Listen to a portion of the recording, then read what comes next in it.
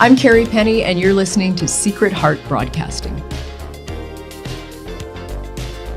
Secret Heart Broadcasting. On today's show, I am so pleased to welcome Jessica Waite.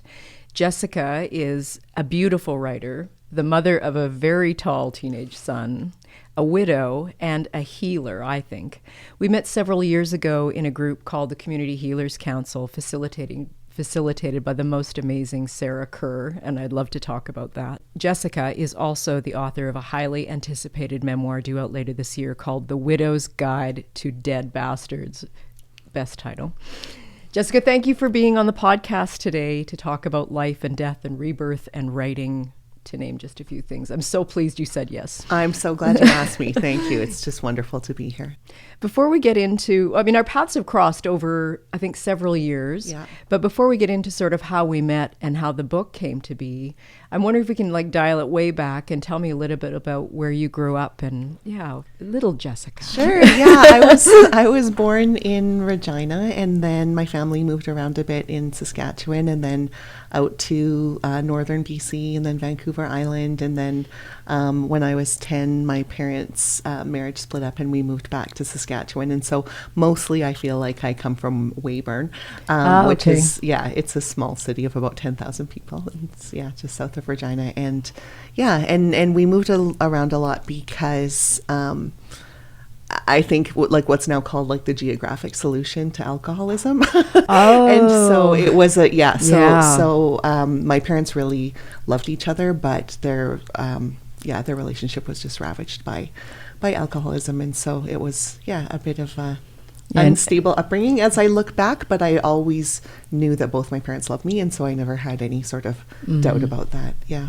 Mm-hmm. And are you an only child? No, I have a sister who's 16 months younger. Okay. And so we are at that very, almost Irish twins. So very close in age and kind of different personalities. Right. And so, yeah. Yeah, we're very similar that way. I also have a younger sister who's just that much younger. Yeah. And also the ravages of alcohol.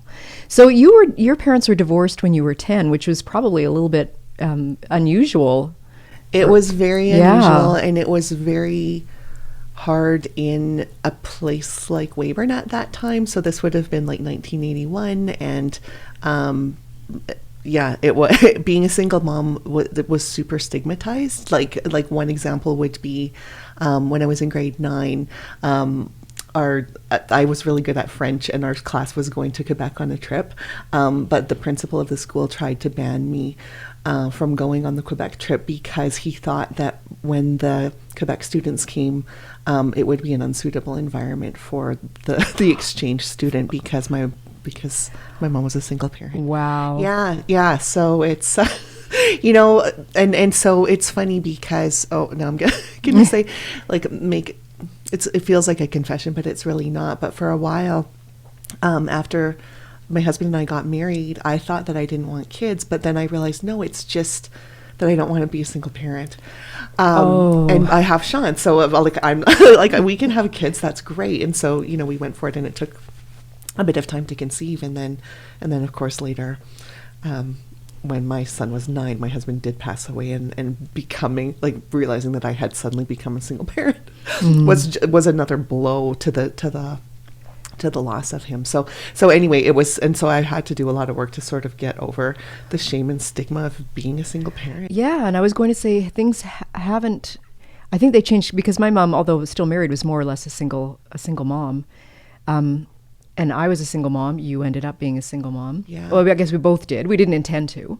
But I think there still was a little bit of that. I remember going to parties and feeling like it's Noah's Ark and I'm the unicorn.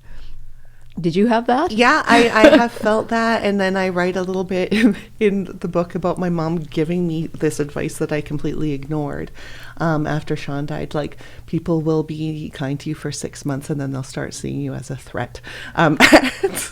Wow. Yeah, and so that. So there's sort of that thing. There's multiple ways that it kind of plays out, and I do feel like it still exists. And of course, there's so many ways to be a single parent, right? Mm-hmm. You can be single parent by choice, you can have divorced, you can be widowed, and so there are a lot of different scenarios. But the the aggregate feels like there's some similarities. And that your mom had some words of wisdom. I love that too, because we'll talk more about that. Yeah. So you were used to traveling around all over the place. You were kind of already nomadic, I think. Yeah.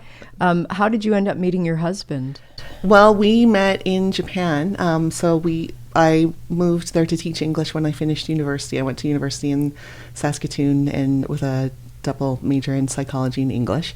And then he had been working for as a research analyst for a securities firm. And so he moved to Japan to study the Nikkei and learn Japanese. He ended up abandoning all of those plans. But anyway, we worked for the same company in different cities. And we met there and fell in love and then moved back to Calgary. This is where he was from. This is not, I hadn't planned to ask it, but were you in Japan at the time of that Kobe? Yes, that's so interesting that you asked that because I lived through the Great Hanshin earthquake. I was in Osaka. The epicenter was in Kobe, but we felt it. And it happened that I had a get together and we were drinking quite a bit and my friends all stayed over, so most of the people that I knew in Japan were in my apartment with me on that night, and it cracked the walls where we were, but I knew that the people that I cared about there were safe, and I was able to phone home before the phone lines went down and tell my mom there's been an earthquake but I'm okay, and I woke her up out of a dead sleep and she was like, I'm like, there was an earthquake. She's like, I'm sorry, honey, there's nothing I can do. And then she turned on the TV and saw the extent of the devastation, and then tried to get back, but by then the phone lines were down, and so she ended up calling me back 2 days later and waking me up out of a dead sleep to say, are you okay? I'm like, yes, I told you that I was. But that earthquake actually, going to Kobe afterward and seeing a pile of rubble and a building standing, it, I don't know if you've heard that earthquakes don't kill people, buildings kill people. It influenced me to go back to school. So when I moved to Calgary, I actually went and took a civil engineering technology course at SAIT. I'm one of the weird people that has a background in psychology, English, and engineering. But I'm not an engineer in my heart, but that ended up turning me onto a different career path. So I ended up working as an insurance appraiser for high value homes in all of Western Canada, which was an interesting job. And really, I can say this now because I haven't done it for a long time, but as someone who's interested in people and lives, getting to be in the private spaces of anyone but extremely wealthy people was very interesting. I learned a lot just about I think because of growing up with a single parent and we lived below the poverty line for most of my childhood, I had a kind of fantasy about what money can do. And between my own life experiences changing and, coming into more money and at different times and having less, having that backdrop of seeing the ways that people hide problems. Do you know what I mean? Because I was in, I could see a secret recycle bin in someone's closet full of wine bottles, or, just all the things. Rich people have the same problems that people without money have. They just have a bit more money to direct towards it. So that was a very interesting job and life experience. Yeah. Wow. So you were really fundamentally changed by your experience in Japan, not just meeting your husband, not just, teaching English, but having this experience of devastation and wow. Yeah. So you came back to Calgary and went back to SAIT, it sounded like. Yeah. And then did you get married in Calgary? Yeah, we got married in Calgary at the Cross House. That's Rouge now. Yeah, it's such a nice historic home, and it was supposed to be in the garden, but it rained, so we had to go under the big tent. But yeah, it was a beautiful morning wedding. Yeah. Oh, lovely. Yeah. Were you writing at the time, or you were kind of more doing your sciencey engineering? How can I? Yeah, it's funny because as a kid, I loved reading so much and I wrote a lot, and I always kind of in my heart wanted to be a writer. And then when I was studying English in university, it was mostly not creative writing, but I stopped trying to write, I think for two reasons. One, in academia, it's a little bit different. I didn't feel the way that you break down a story by part. I never really resonated with the way like, I enjoyed the reading and the deep kind of critical thought and analysis, but I just knew that wasn't quite what stories were for, in my view. And I also knew that I would be embarrassed about what I wrote. That's really great foresight, actually, because I think about the terrible things I wrote when I was 20, thinking I knew everything. Yeah, but I think that you were still writing. So I think I lost years of practice. I know the 10,000 hour thing has been a bit debunked, but if you think of it in those terms, like, part of me wishes that I would have just been like, yes, you can live with your embarrassment and have insight into what you thought when you were 20, instead of sort of just letting that wash by. So and wait till you knew something. Yeah. Well, and so I did, but then I had to learn how to write when I felt like I had something to say. So, Do you want to talk a little bit about your marriage and how it came to be that you had something to say? Yeah, sure. So like I said, Sean and I met in Japan. He was super fun and charismatic, and we became close friends. And I suspected he might have had a crush on me, but I'm very tall. I'm like 6 feet tall, and he was 5'7", and it just didn't seem like it was going to happen for him. And then the day that I gave notice of my intention to leave Japan, we had to tell our employer 4 months in advance, so they had time to recruit someone else. And he confessed his feelings to me, and I agreed to go out with him, but only for 4 months, because I didn't want a long distance relationship across continents. And so he agreed to the 4 months, but he, in his heart, was like, I'm going to prove myself. She's the one. Yeah. And he was so, in a lot of ways, he was a super stand-up guy. Like, he was super hardworking, funny, and so we ended up deciding to make a life together here. And we were together for 20 years and had some amazing adventures.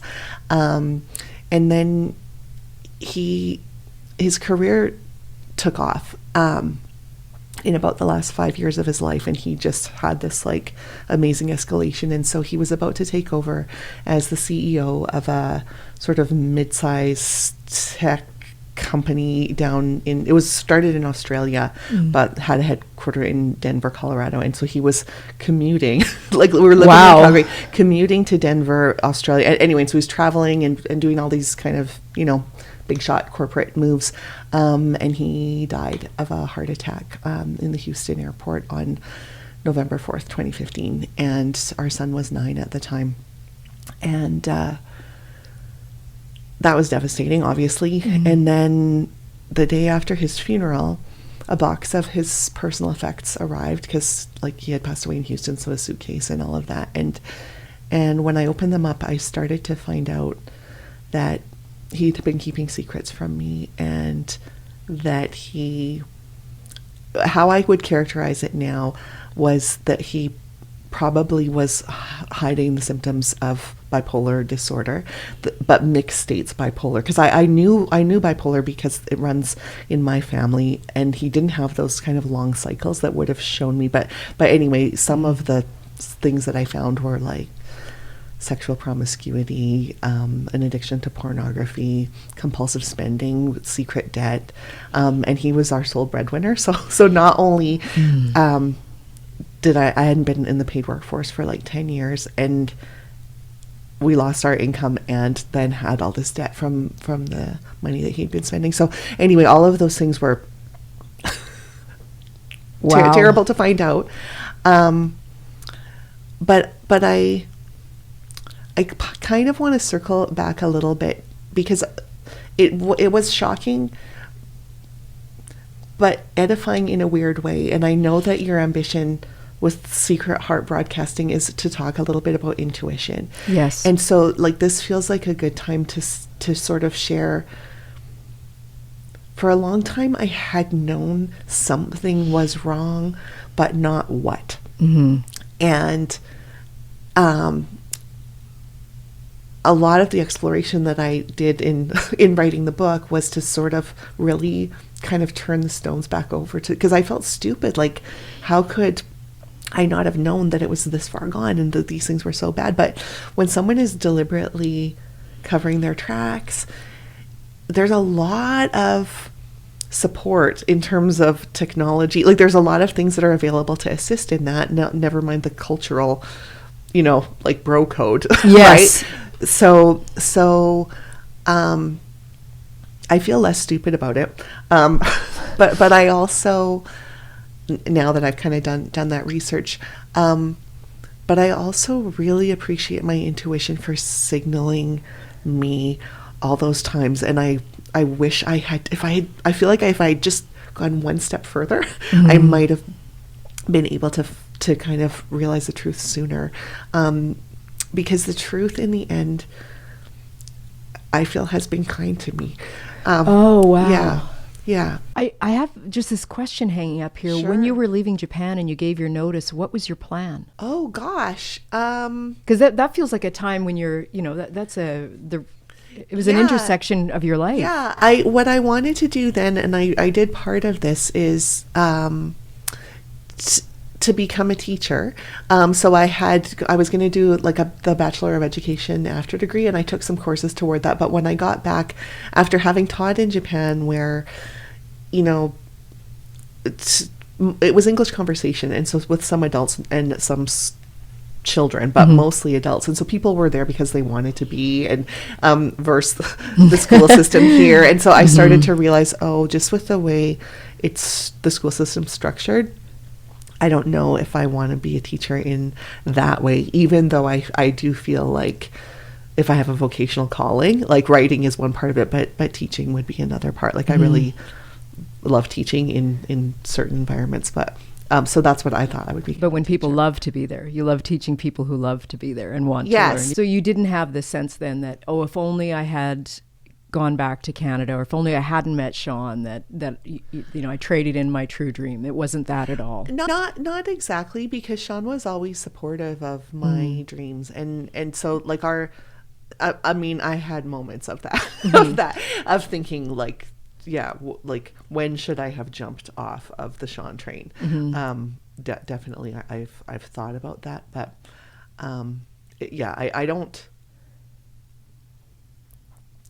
I don't feel like I traded my dreams and ambitions for the life that I got, because I was always able to synchronize what I wanted with Sean. Like, do you know what? And so I just sort of kept fluid in supporting the relationship.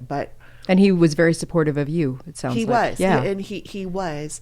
But there was a shift in status when I decided to stay home with our son. Because when we first got together, we were both working. And then the status in our relationship changed. Oh, and coming from a single mom who, one of the things my mom instilled in me was you make your own money. Yes. And I also had that moment when I stopped working to become an entrepreneur and had no money, and the status shifted. And it was harder on me, I think. It was a real... Yeah, women need their own money. Yes, it was really hard. And then when I ended up broke and alone, and my mom happened to be visiting when Sean died, and so she was right there. And like Carrie, I felt so ashamed that I had squandered my mom's good example. And so, but luckily, by that stage, she had some money in the bank, and so she was able to bail me out until I could get my feet under me. Yeah.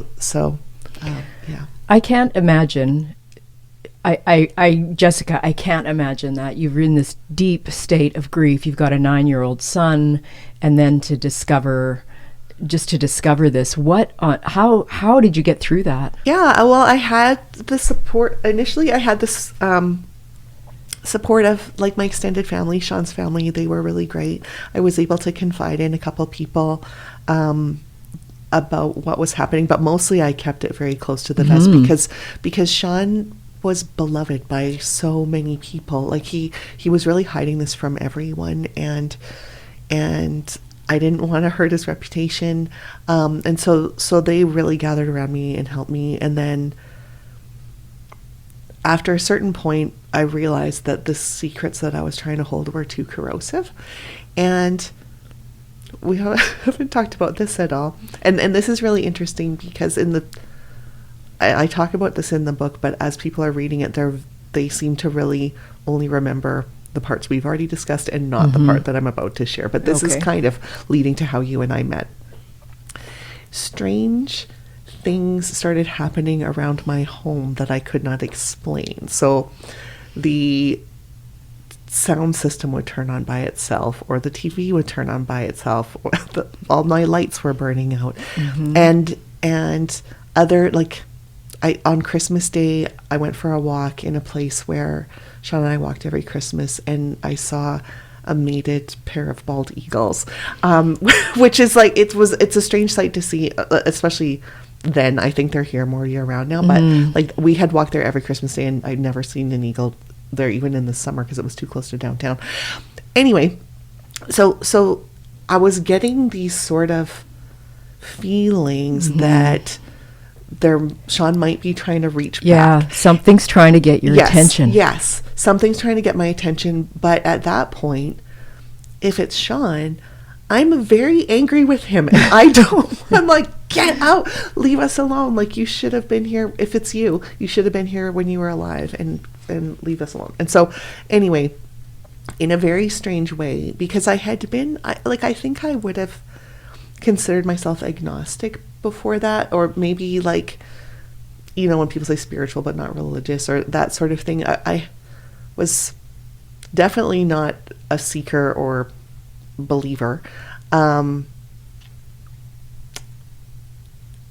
not atheist. And then I think I had maybe underneath of that, like, the underpinnings of, like, the dominant Christian belief. So it's like, I didn't really believe in heaven and hell, but I thought if we did go on, it was maybe to some kind of permanent perfection.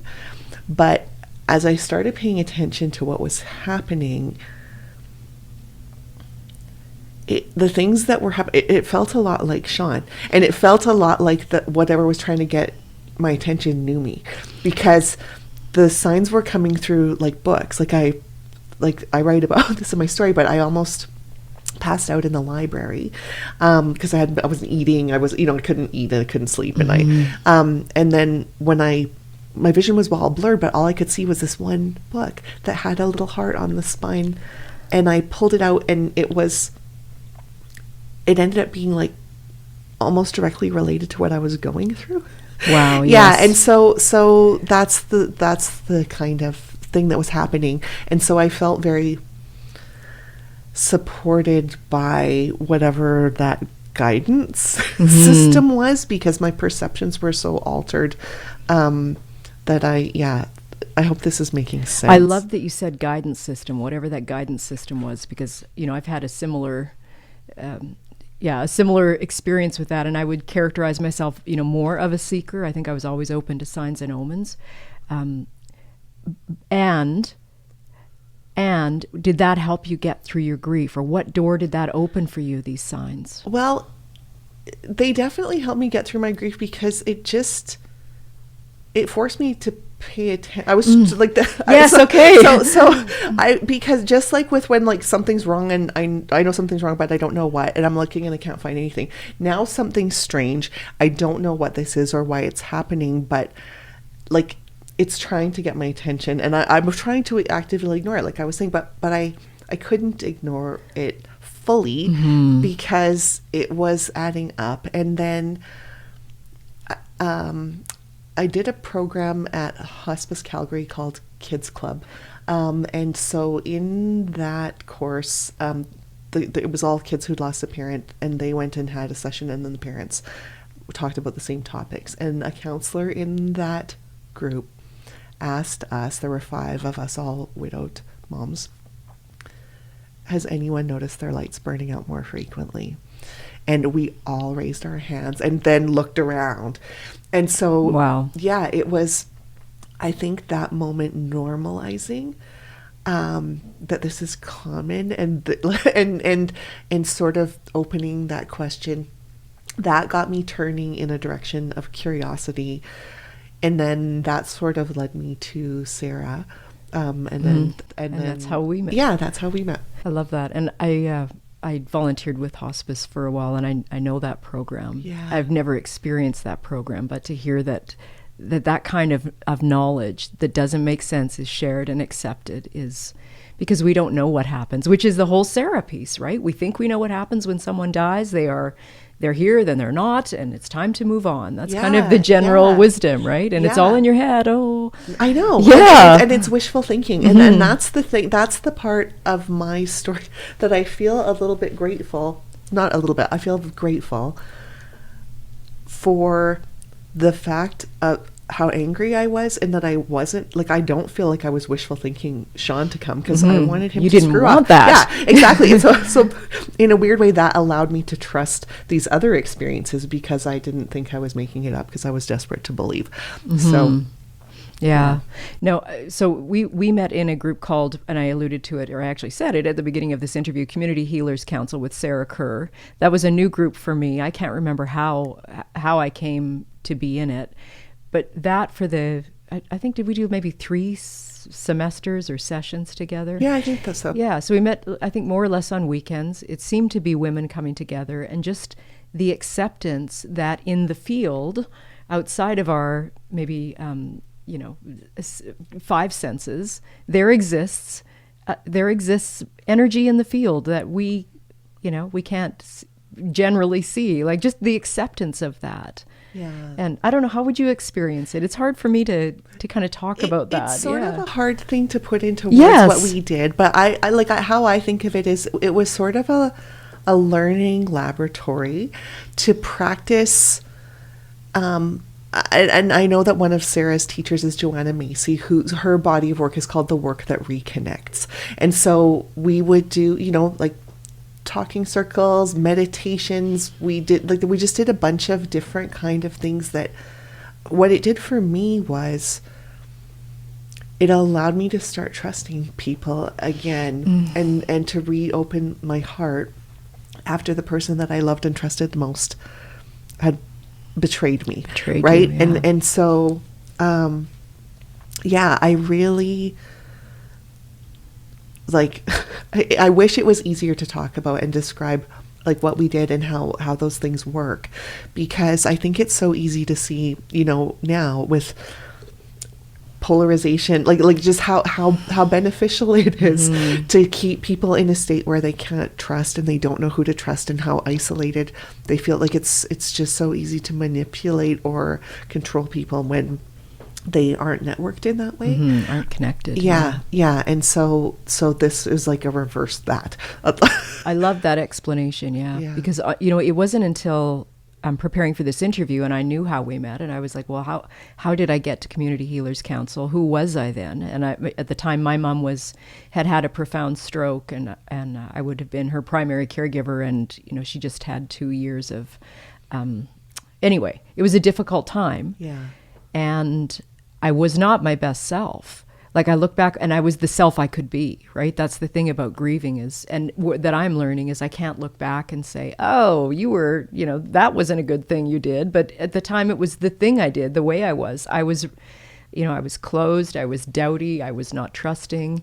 And yet and I didn't know your story until, probably during Community Healers Council, but you had this countenance, you were always smiling, Jessica, and always kind of open. And I was like, what is her secret? I don't have a secret. And in case, I just want to say I experienced you as wonderful. And so even though you're feeling like not your best self, that's not how you seemed to me. And I think that space maybe invited us at when we were feeling the most broken or the most, I don't know, under-resourced or depleted. Yes. Yeah, it was just okay to come as we were. And be as we were. And that you were a writer too. We were both had shared that we were starting on writing. We were both writing memoir at that time. So you, tell me about how you came to writing, because, how did that happen? So if I jump back into, sort of tumultuous upbringing, I would always write to process my feelings. So if I look back at my old journals, it's always only when I'm, why does everyone suck? And, so that was like the long-term connection. And then in terms of how I ended up writing the book, I started out writing in the 3 years before Sean died, we had lived in Singapore and done an expat stint over there. And there was a 10-month period while we were living there where I felt like I was living in a psychological thriller. I had become embroiled in the condo building drama of some families. It was sort of like the movie Gaslight meets The Help. Yeah. And I was like, and so through the Nanny Network, I was finding, and so I was like, oh my gosh.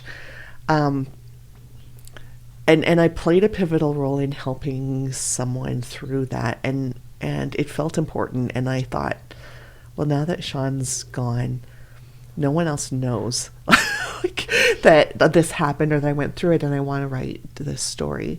But as I sat down to write it, I just found that I couldn't. And then I took a class with, do you know who Martha Beck is? Writer. Yeah, Martha Beck and Elizabeth Gilbert. Who, you went big. Yeah, well, they had, in the wake of the election of Donald Trump, Martha just felt like she needed to do something. And so she offered, just on this, I think, kind of brought together this online class, and it was big, a teleconference thing. And anyway, I signed up for it because I had read her book, Expecting Adam. Yes, that's a beautiful book. Yes, and it tells the story of how she became, well, she at 6 months pregnant, she found out that the baby she was carrying had Down syndrome, and that she was doing her PhD at Harvard at that time. So she's like in an environment where intellect is everything, and they were telling her, like, just, you can't have this baby. And meanwhile, she's having psychic experiences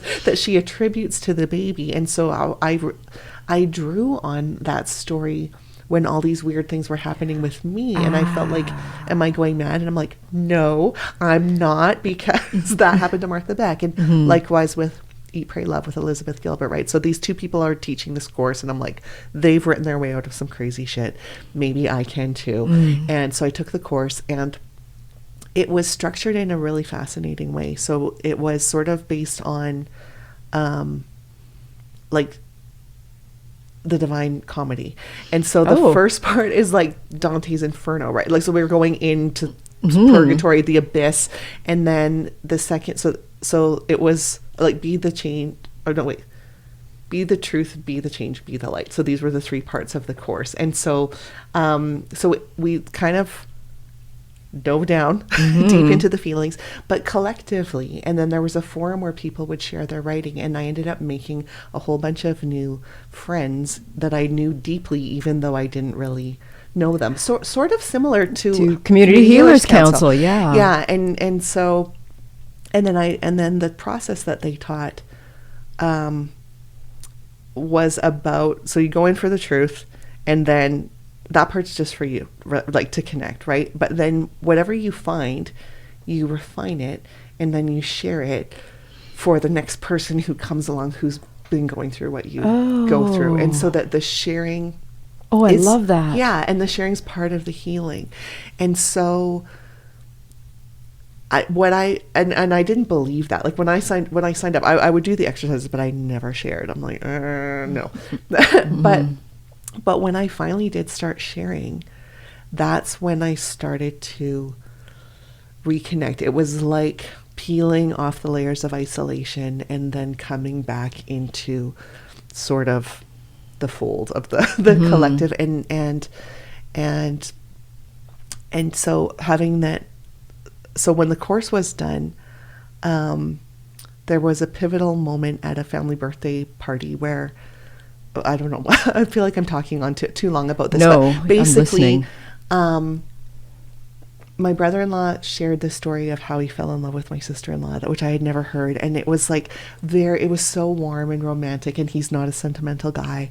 And it started people going around the room sharing their stories. And then when it was going to be my turn, someone came in with a birthday cake, and the scene got interrupted. And I realized, thank goodness that happened, because they weren't going to ask me because Sean died, and they didn't want to, like, make me sad and turn the conversation, you know, to how awkward and difficult and emotional it would be. And I realized that people probably feel this sense of their person being erased because they don't get to share the story, because people don't want to make them upset. And so I came out of that and put that together with how good it felt to share in the writing class. And I ended up starting a website called endlessstories.love for people to share stories of their loved ones who have died. And I know you know about that because we connected over it before. And it's really interesting to think this was it was in 2018 that I launched that. So that was 3 years after Sean had passed. But at that time, like, I think social media has really changed where people feel more comfortable sharing their stuff online for the good and ill. Like, I mean, there's a whole spectrum of how that can be received and shared and related to.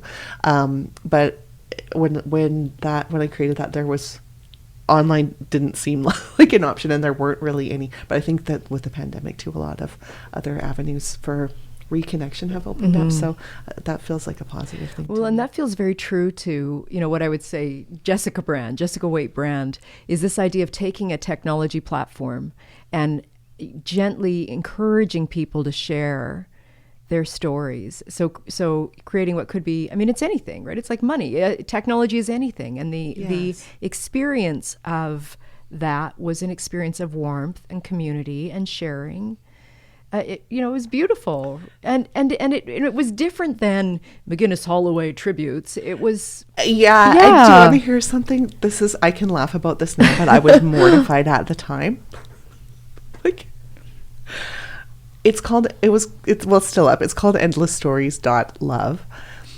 All the other .love sites are porn carry. Oh no! And so when I launched it, I got somebody covered it from the Calgary Herald. Yes. And then when that story ran, somebody wrote to me and was like, your website took me to porn. And I'm like, which was, and it's just so I was mortified because I had spent some time, because I think I mentioned, or maybe I didn't mention this, but that one of the secrets of Sean's that I found out was that he had been addicted to pornography and had built this enormous cache of pornography that he was cataloging and storing basically since the advent of the internet. And so I had immersed myself in this giant porn world. In like, as I was completely addled with grief, which I don't recommend what that does to your brain. But anyway, so when I finally told someone, like, I can't believe I put this grief site in the middle of the park, she's like, my friend's like, that's perfect. Like, she's like, some guy like thinks he's gonna find one thing and then finds a grief site, and maybe that's exactly what he needed. But anyway, it's this is such I love that. There does seem to be joke. There seems to be something at work. The universe is at play with that one. It's quite a different thing to write snippets and process grief while writing, and then be able to stitch this together to compile it in a book. And I do want to talk about the bravery of sharing a memoir says, this happened to me, I'm telling you my truth, and people will have feelings about that, and I'm wondering how you dealt with that. And when I say feelings, I mean they're going to be, not everyone's going to be happy to read the book. But maybe everybody is. I mean, you're such a wonderful light in the world, Jessica. That's a very nice thing to say. You are. Thank you. So it's been a process, and I will say in broad strokes, the family's been really supportive. Because it took so long to write, I had time to kind of talk with everyone and soften the ground. And I think in the long view, writing and sharing the story is an act of healing for the whole family. Mm-hmm. But at the same time, it's been a process, and not everyone's moving at the same rate. And so the hardest thing was, The Widow's Guide to Dead Bastards is not the original title. It went through a few titles, but this one it's very provocative, and it starts in a place of anger, which is, I think, legitimate and where I was. And it was actually suggested by one of Sean's best friends. And so I think Sean would be fine with it. Like, I have a high degree of confidence that he'd be like, yeah, okay, good one. But because the book got snapped up, in a very rapid time with a new title. I basically had to share with Sean's family, this is the new title, and it's being published by Simon & Schuster. And so to have those two things sort of come at once, where more people are going to see the title than read the book, it's been hard to take the idea that I think people are that it's a destruction of Sean's legacy. That's the fear. Okay. Yeah. And I understand why they think that. And to be frank with you, as we move through the process of publishing, which it's quite objectifying in some ways, like that this thing that's dear and close to you is becoming a product, and the product is going to be sold, and it's going to be sold in certain ways by decision makers who have a profit motive, right? I don't think that fear is completely unfounded. And I also think years of the culture of silence, like it takes a long time to sort of break through. Like I devoted myself to doing this, and other people maybe haven't. And so there's still some hurt feelings among people that I love. And I think regardless of the events, and I mean the events are profound, I'm not dissing that at all, the idea that you're bringing forward this idea of grieving as being complex. Yes. In a society that historically, and then I'm talking about North American society, has chosen to, I was going to say you don't speak ill of the dead, not that that's what you're doing at all. But you also don't speak of the dead. Right. So right. I think, what you're bringing to the surface, it needs to be looked at. That's why all this is happening, I think. Yeah, I think so too. I think that it really does confront that it confronts the taboo. So yeah, it's so I agree. And I'm actually at that level, like super happy to smash that taboo. And even, I'm sure that some flack will be directed my way. I'm okay to withstand that stuff, because I'm quite clear in my purpose. And I also feel like Sean, in the form that he is in now, has been supporting me through the writing of this story. And because really the question that is at the heart of the book is, can relationships heal across the veil of death? And the conventional wisdom is no. Like even if the person hasn't died, if someone left you when the relationship was obviously in a bad place, it's like it's frozen there, and there's no closure. But I think that there's more fluidity to that, and more possibility for healing, and I'll say reconciliation, but I don't think that has to mean like forgiveness or liking the other person, but just a sort of coming to terms, and a sort of, I don't know. So yeah, even just re-examining it, that it might be possible, or one's own part in the story. Yes, exactly. Because and that's was the hardest thing to write. Like, I look like a jerk in the story, Carrie. I'm glad you're interviewing me now before you've read it, in case you might not want to later. But just to look at what did I do and why, and what was my role in this, and what have I learned? What have I learned? Yeah, so that I we can just keep enacting the same pattern over and over and over again. And so I feel like breaking through is part of what healing is. Yeah, so, this ends with you. And isn't it funny? You're a teacher after all. Yeah.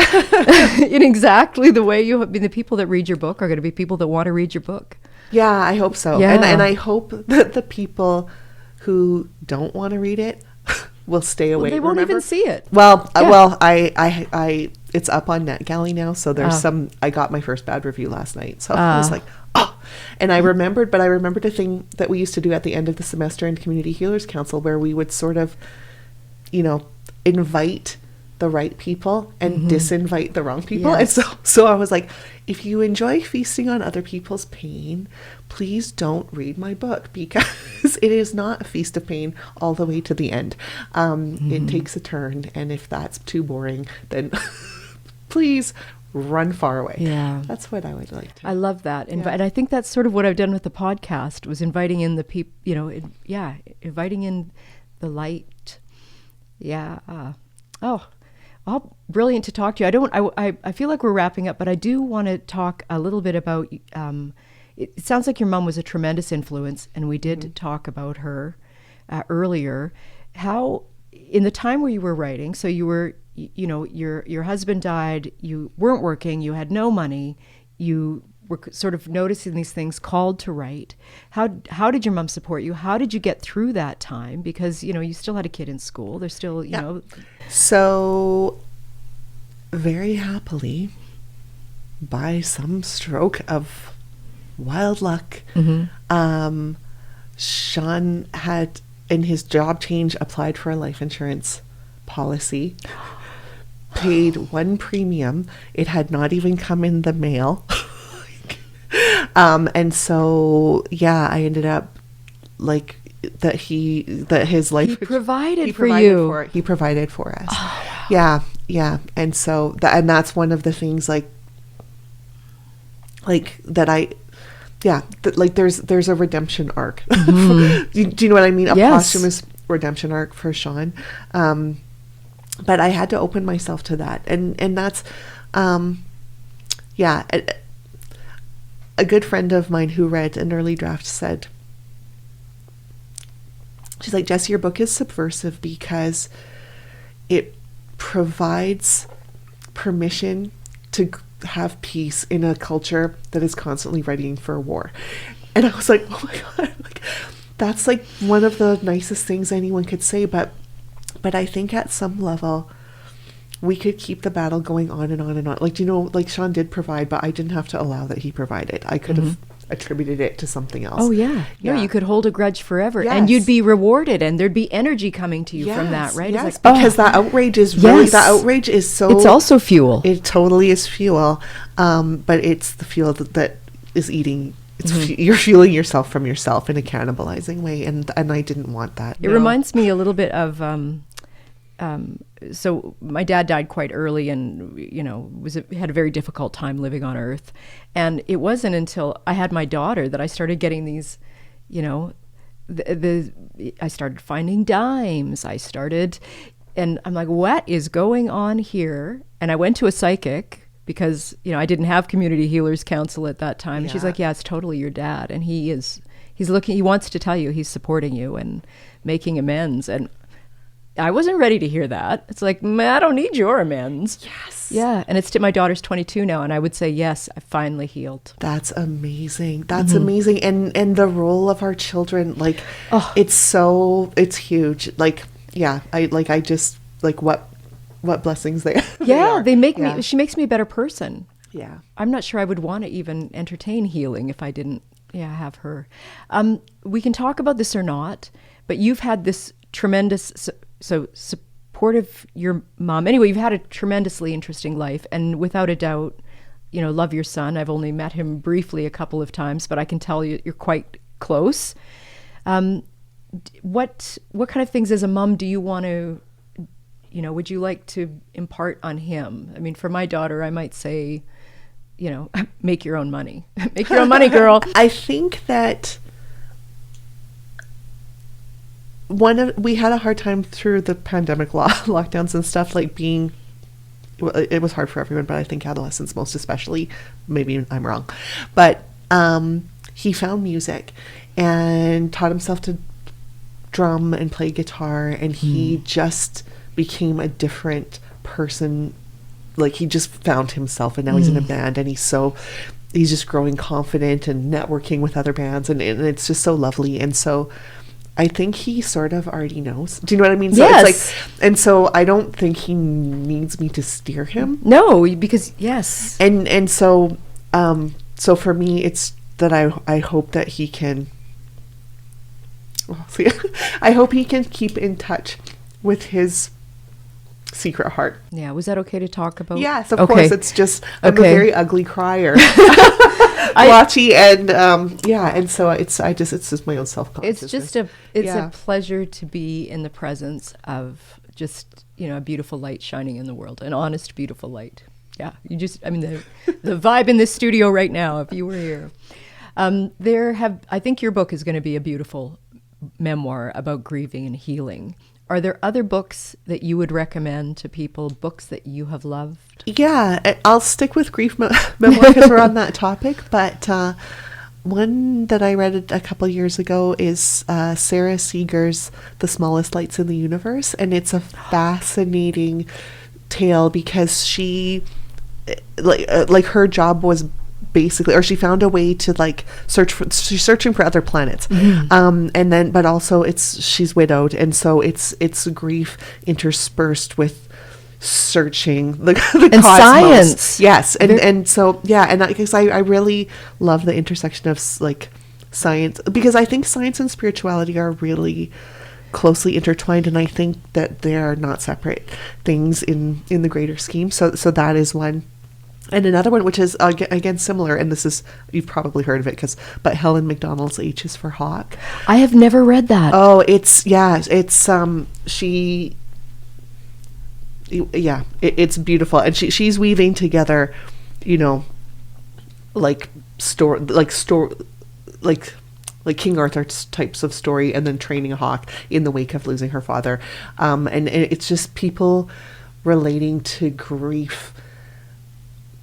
They're gaining wisdom and their sense of place in the whole big everything through their grieving process, which that's what I think grief is for. I think it's an invitation to upgrade our software and become like part of everything, but you have to get through that closing off first. Yeah, the reboot. Yes. To keep the metaphor. Yeah. Oh, I feel like we could have another, and maybe we will have another conversation completely devoted to the importance of grief. Because the truth is, it never leaves, right? You don't move through it and it's gone and you're done. Or that hasn't been my experience. No. It just changes. Well, and I think it has a function in human evolution. And so I really, I'm a strong advocate of like being with the process, and I'm very like worried for the medicalization and pathologizing of it. And so anyway, yeah, no, me too, because I think as we get older and realize, who was it that said no one gets out alive? Yeah. I mean, we're mortal, right? Yeah. And there's a beauty in grieving and dying and what our dead teach us. Yes. Thank you so very much for coming down to the studio today to have this conversation. I just wish you the best of luck with this book. I've ordered my copy in advance. You can too. Thank you, Carrie. This has been wonderful.